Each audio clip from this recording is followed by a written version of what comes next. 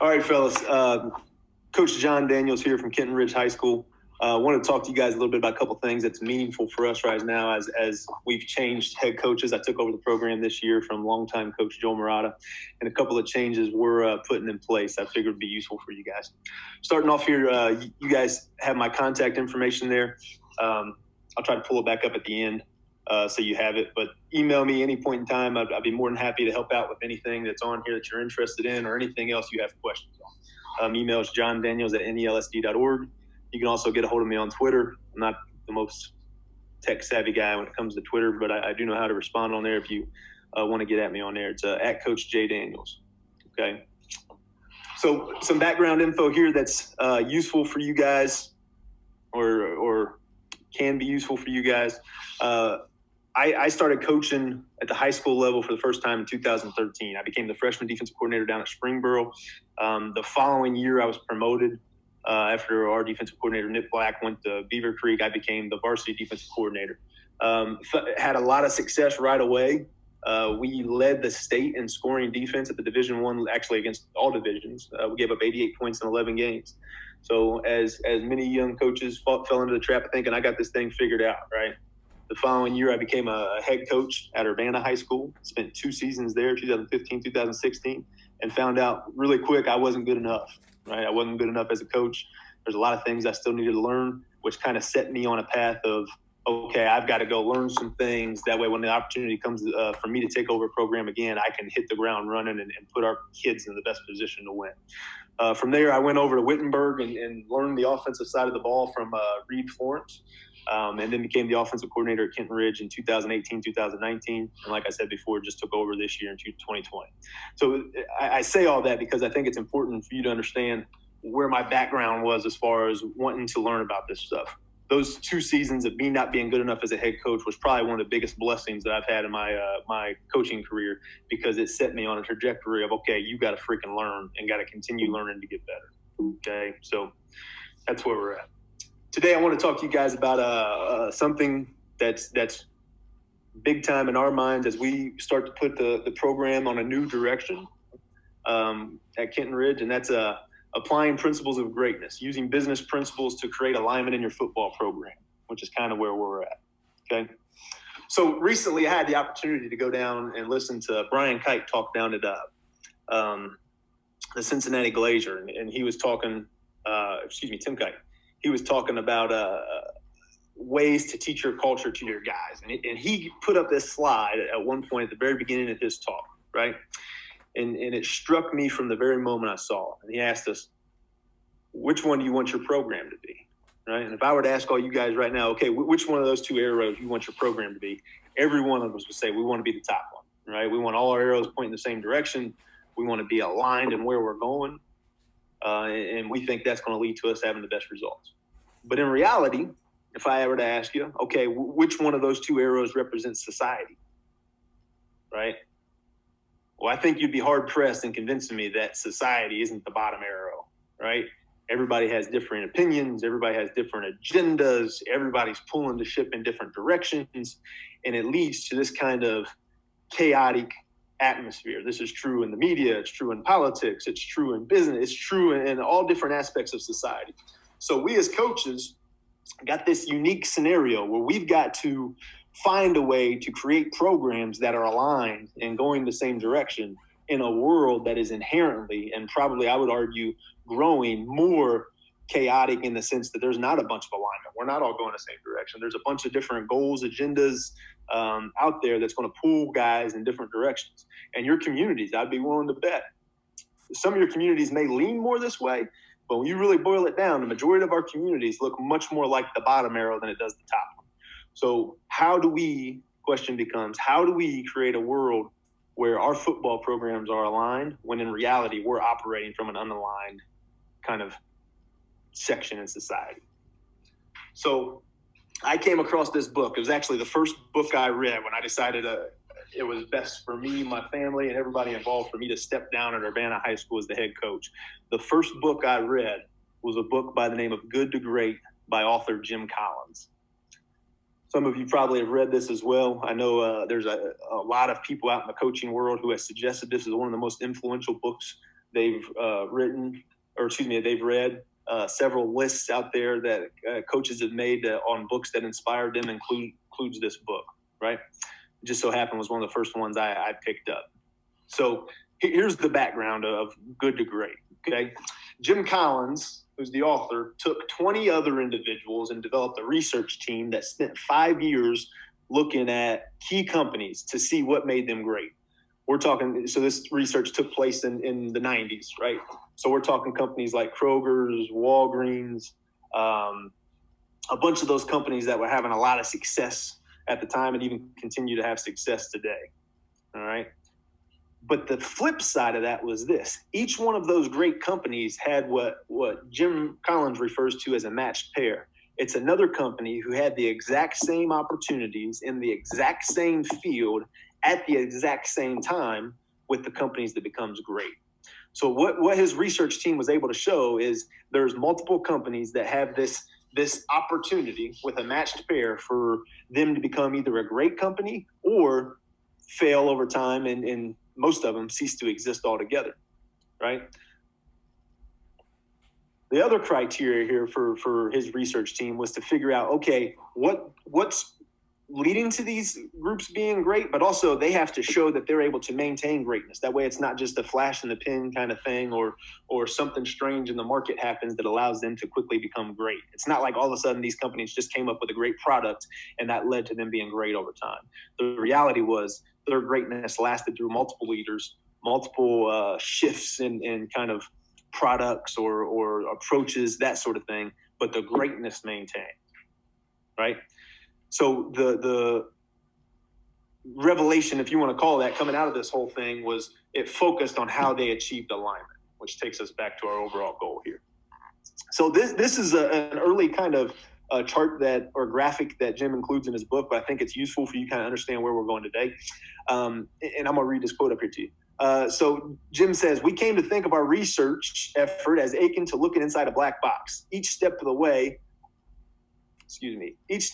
was like installing another light bulb to shed light on the inner workings of the Good to Great programs." So again, you had two companies working along the same lines. They had access to the same resources at the same time in the same industry. One company becomes great.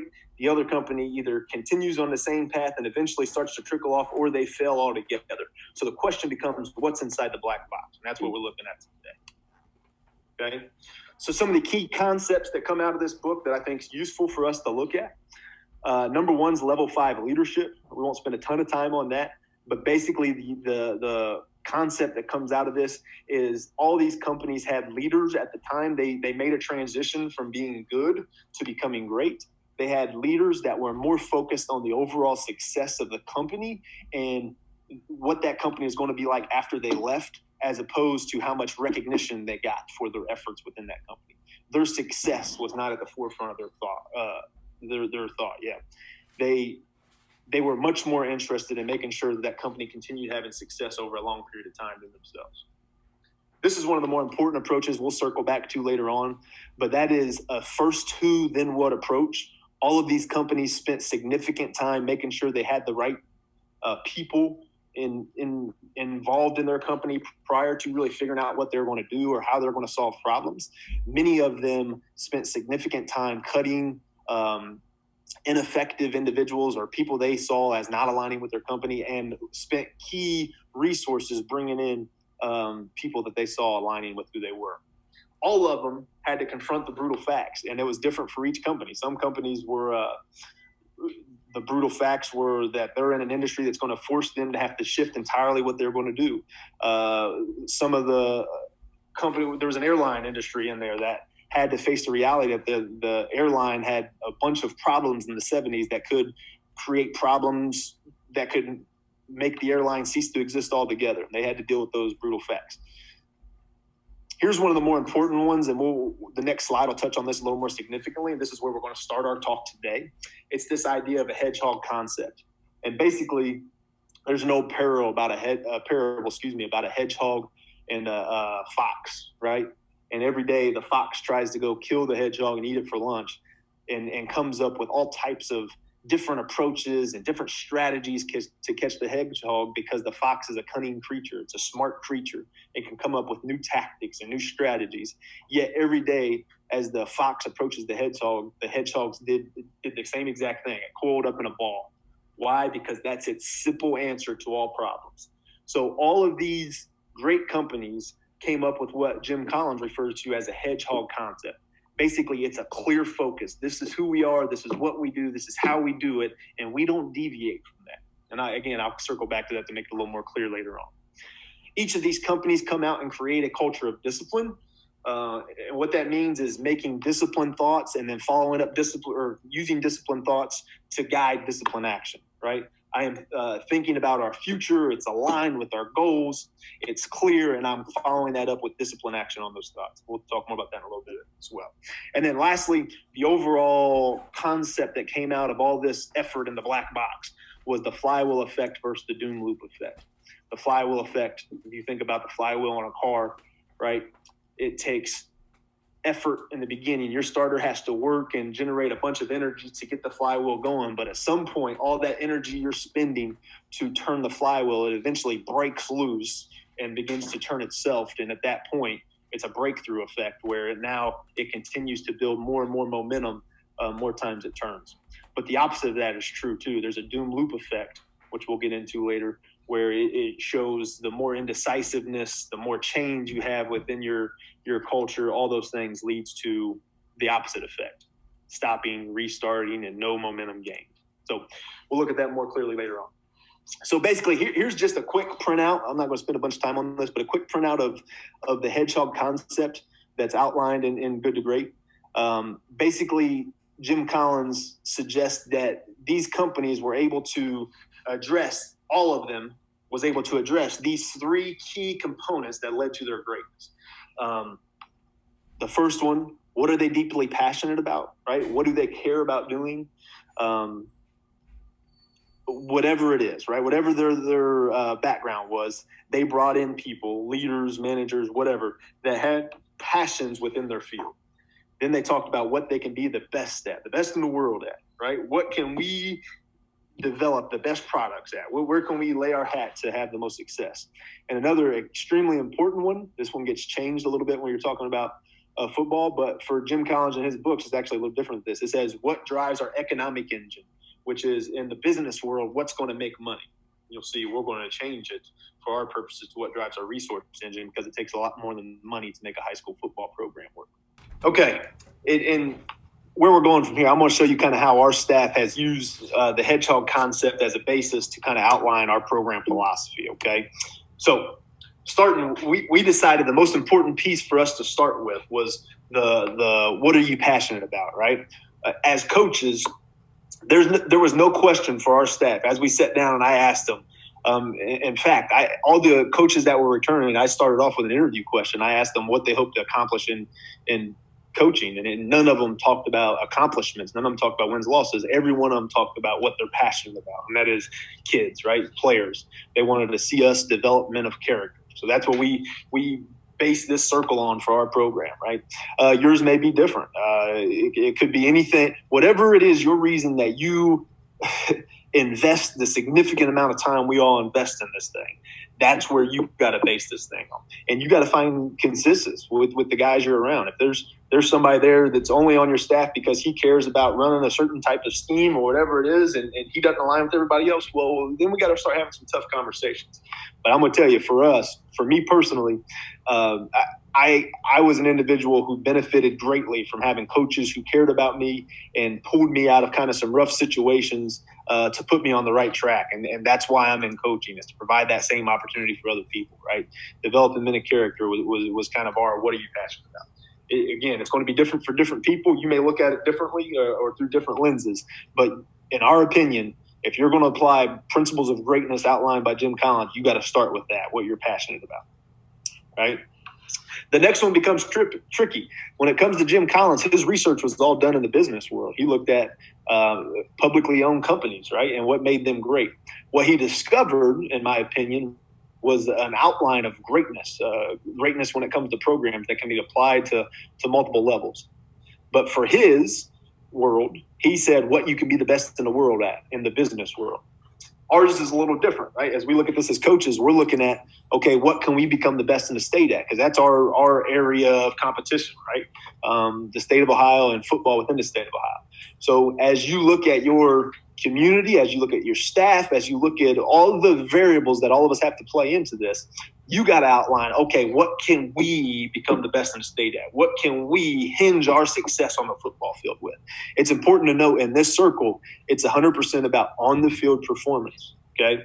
And what's going to lead to you be having the best possible on-the-field performance compared to everybody else, okay?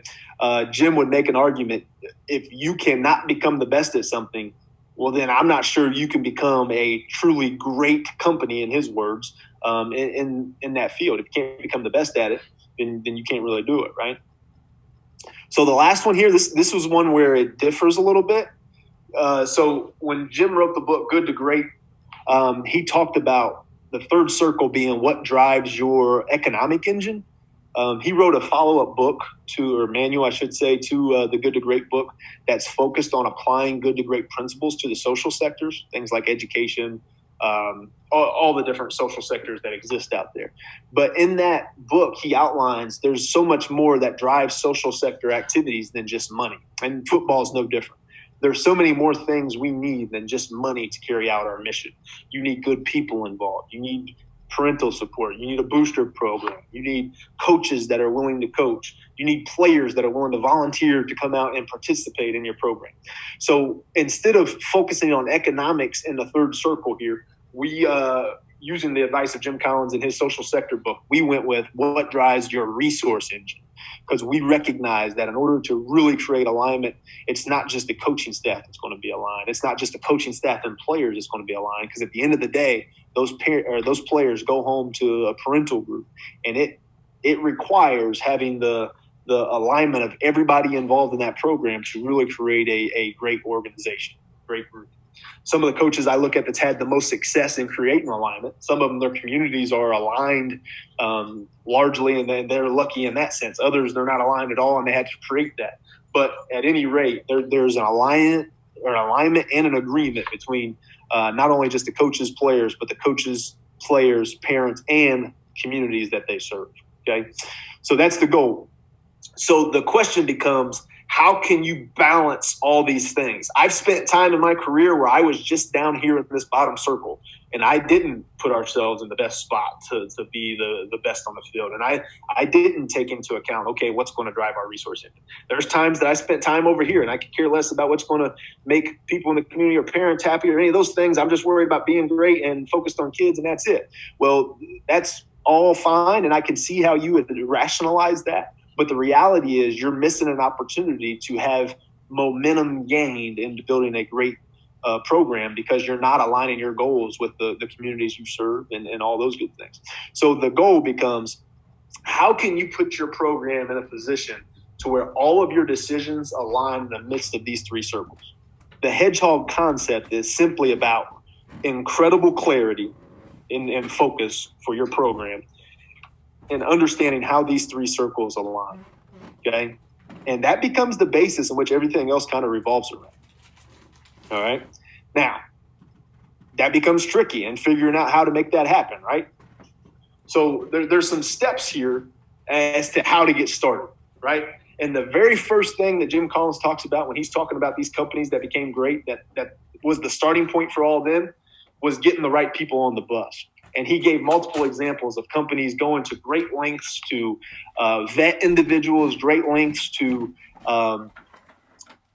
recruit and find people that aligned based on their passions and their goals and were the right people to get them on the bus.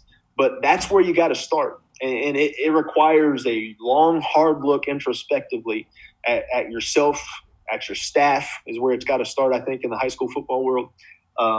It has led me, I'll tell you this, it has led me to make some tough decisions on staffing. Maybe some guys that you would think surface level should be involved. Well, and potentially are really great coaches. But if they're not people that fit on your bus and aren't aligned in where you're going, you got to find a way to get them off. There's a next piece to that that's also just as important. Not only do you got to find the right people to put on the bus and getting the right people off the bus, but you also got to find the right people and put them in the right seats. You may have somebody, I've learned this certainly in the coaching world. You may have somebody that just doesn't fit in a position you have. Maybe it's, I don't know, an individual coaching your linebackers, let's say. And that individual just does not fit. He doesn't cut it, whatever. But he may be really good at coaching your specialty guys, your kickers, your punters, whatever. Well, if he's a guy that aligns with your program, find a way to get him on the seat that he can best help your program progress towards its goals. I'm going to tell you right now, we've brought a guy on this year that there was no doubt in my mind he would align with where we're going, even though he had very little experience. In fact, hardly any experience in the football coaching world. But there was no doubt he aligned with where we're going as a staff and was in agreement with where we're going. So it became very clear that we needed to find a right seat for him. And I think we've got him figured out. He's doing some analytical stuff for us. He's working some specialties coaching stuff for us, and we're in a seat that's going to allow him to bring his talents to the table. But the most important factors, number one, is it the right person, right, to bring on the bus, and then find the right seat. Just as importantly there, get the wrong people off the bus. And then I know that's hard decisions sometimes, but I'm going to tell you right now, if given the opportunity to say, okay, I'm going to coach with only 3 coaches next year, or I'm going to coach with 5 coaches next year and 2 of them are the wrong people, I'll just coach with 3 coaches and we'll figure out how we're going to make it work. And part of that influence on me has been Jim Collins' book, but also talking to other coaches that are fighting the same battles, right? So next component of this, okay? Once you get the right people on the bus, you got to start strengthening your program. I don't think that's a surprise to anyone. We want to make decisions that are putting our program on the right track. The question becomes, how can you align those decisions with your 3 goals, your hedgehog concept, so to speak? And for us, we talk about disciplined thought, number 1. In all of our meetings, there is a disciplined thought approach. Every decision we make, somebody in the room has to play devil's advocate in our room. And we talk about that. Okay, somebody devil advocate this. And then you'll get multiple guys jump in and kind of bring up the bad side, right? That's disciplined thought. That's thinking through the problems that can exist in something prior to making a decision on it. But then that's only half the battle. The next step is using that disciplined thought, using that disciplined discussion to lead action. Oftentimes we'll come up with these great plans or whatever, and then they're not acted upon. Well, you just wasted a bunch of time, energy, and effort, brain power, without generating the momentum you need. So for us, strengthening the program comes down to using disciplined thought to guide disciplined action. Follow through on what you're saying you're going to do. Okay? Next step in this whole deal, right? So you've got the right people on the bus. You're strengthening the program. You got to go out and demonstrate your results. Right? I've got to show that this is working to build buy-in amongst the people that's already involved, but then also people that could potentially get involved. Now, here's an important one that's I can't overstate how important this is. Your results have to tie into your resource engine, right? In high school football, I think it's hard to think about a scenario where it wouldn't. The only one that really jumps to mind when we talk about this as a staff is, okay, let's say our only mission in life was to go out and win games, and we cheated and we stole people's calls and we went over and videotaped their practice, whatever crap you can do to get ahead. And we did all those things, and we all of our kids were crap kids and they lived undisciplined lives, but we were winning football games. Well, we're kind of over here somewhere. We're demonstrating some results, all right? We're demonstrating wins, but at the end of the day, your community's not going to buy into it, right? You're not going to get more and more people that are willing to jump on your bus because the way you're doing it just doesn't align with what they care about, right? What our communities care about. So I think when you're demonstrating your results, you got to be very careful. You can have a 10-win season, but if your guys are out there acting in a way that your community doesn't support, it's not enough. And that's the reality of it. Okay? All right, so you demonstrated your results. All of these things, when you demonstrate your results, this kind of ties into it a little bit. It builds your brand, right? as I go through and I'm showing what this program is about, it builds a brand and it reveals who you really are. If you're doing things the right way, which I know in clinicking with coaches around the state of Ohio, I think we are incredibly lucky with the amount of professional individuals we have coaching here. It also makes winning games very difficult because there's a lot of really good coaches around here, right? But it reveals who you are. Are you approaching things the right way? Do you go about things in a way that helps builds character or those sort of things, right? And how that happens, how it reveals is going to then lead to people either being willing to become your resource engine and get on the bus, or it's going to lead to them pulling away from your program. And over time, you see this is building an effect, a flywheel-like effect. It's turning a flywheel, okay? So for us, this has become the basis for all of our philosophy, and we've gone so far to create the logo we share with our guys on T-shirts, on all the gear we put out there, all the information we have starts off with that, right? It is the shield we created. So there you go. Usually I put at the beginning of all my slides when I'm talking, Cougar Pride, Earning Culture, right? But it's the accumulation of those three slides coming together. Every decision we make's got to fit in that shield, okay? Now, I talked about that flywheel effect a second ago, right? Where all those decisions you make's making kind of this flywheel, it's positive momentum in the same direction. Here's why. And Jim Collins outlines this really well, and it becomes very clear if you go out and read that book, okay? The flywheel, okay? What's inside that box we talked about at the beginning? All those things that exist created positive momentum. So it went like this. Steps forward, consistent with the Hedgehog Concept. They were making decisions. Those great companies were making decisions that fit with who they said they were from the very beginning and how those three circles aligned for them. The accumulation of the visible results they created then energized people, got people to line up, got people interested in becoming I would imagine if Jim Collins did this today, it would generate people who want to become individuals that work for Google or high-end managers at Google and that sort of thing. Same thing for him when he was researching this in the 90s. People wanted to go to Kroger's. People wanted to go to a Walgreens. People wanted to go to those other organizations that became great. All of that positive momentum's going the same direction, right? Notice it's not changing every 2 seconds to figure out, okay, what's the next great thing? Who's the next great leader? What's the next great product? It's consistent, focused steps in the same direction. Therefore, it's building momentum. Just like a car starting. When you hit your ignition switch, you tell the starter motor to start spinning the flywheel. At some point throughout the process of that cranking, that flywheel takes over and begins spinning under its own power and doesn't need to starter anymore, right? And that's what starts your engine. Well, the same thing here when it comes to turning a flywheel in your program. The consistent positive steps you make, as long as they're aligned with your center Hedgehog Concept, it's going to be aligned in turning your flywheel. And at some point, your flywheel is going to begin turning on its own. The results are going to be there to increase the amount of people willing to back your program. There's going to be more and more parents that want to get involved. There's more and more players that want to come out and get involved. You talk to any program that has shown a significant amount of success out there, and I've talked to these coaches, right? And I've asked them what the community's like, and it's all the same, right? They're awesome. They get involved. They do whatever we need. But this, that, and the other they do for us, right? Without question. Unfortunately, I've been around, and I'm sure many of you have, the opposite too, where there's a doom loop effect. What's the doom loop effect? Well, you have disappointing results. These disappointing results leads to you reacting, not planning, not staying aligned with where we're going, but reacting without really understanding the problem.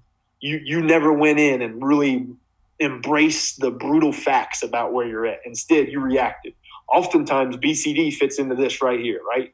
Blaming, complaining, defending fits right into this reaction without understanding. What does it lead to? New direction, a different program, a new leader, different fads, or I'm going to try a different offense or a different approach, or this new player we're getting is going to really help us turn the corner. This new coach we're getting is going to really make the difference, right? And I've seen those articles where it's this team gets this coach and it's going to be all the difference and it's going to make them so much better. Well, that's not the reality of it, right? And the end, it leads to no buildup of accumulated momentum. right? It would be like your starter. You hit the crank on your starter, and it turns one way, then the other, and it never creates the momentum needed to turn your flywheel, okay?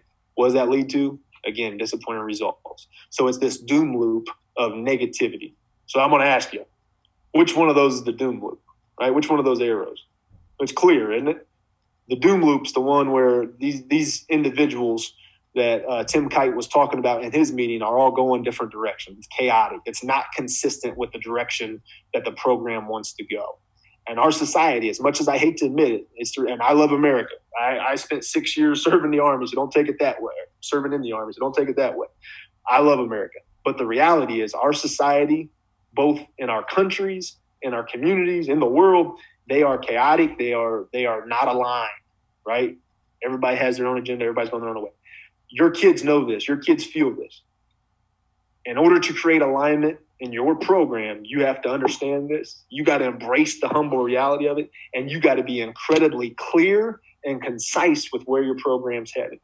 That clear and conciseness, I hope, for us and for you guys, can be outlined in the Hedgehog Concept, but then it's got to lead to disciplined thought, guiding disciplined action, and it's got to lead to this guy, right? Getting the right people on the bus, strengthen the program, demonstrating results, building your team.